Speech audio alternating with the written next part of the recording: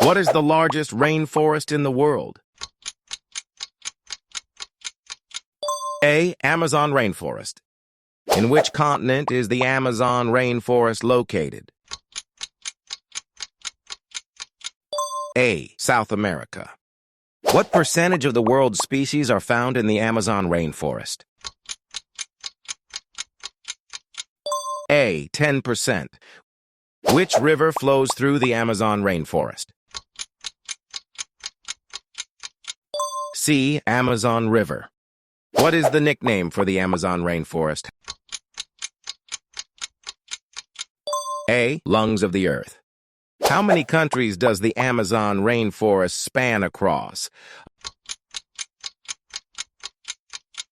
A. 4. Approximately what percentage of the Amazon rainforest has been deforested? A. 20%. Which indigenous tribe is known for their unique way of life in the Amazon rainforest? A. Yanomami. What is the main threat to the Amazon rainforest? B. Deforestation. What is the main river that feeds into the Amazon River?